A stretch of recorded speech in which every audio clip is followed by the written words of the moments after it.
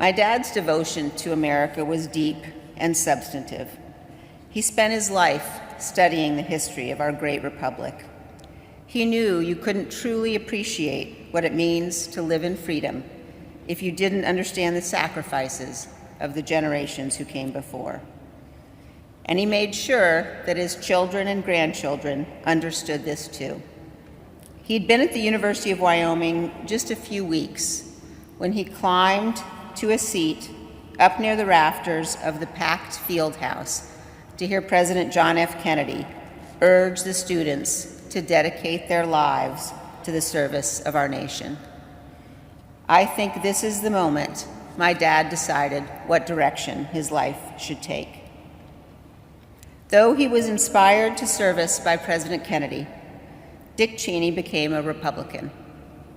But he knew that bonds of party must always yield to the single bond we share as Americans. For him, a choice between defense of the Constitution and defense of your political party was no choice at all. When he was vice president, he wrote in this letter to all of his grandchildren, "As you grow, you will come to understand the sacrifices that each generation makes to preserve freedom and democracy for future generations.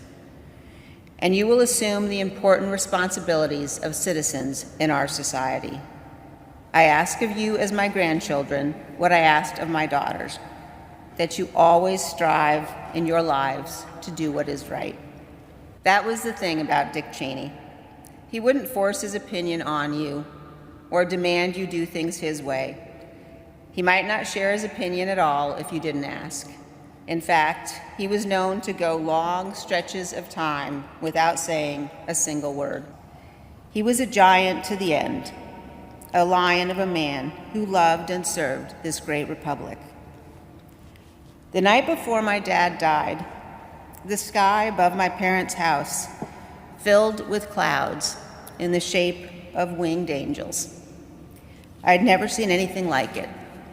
It seemed indeed that angels and archangels and all the company of heaven had come to watch over him.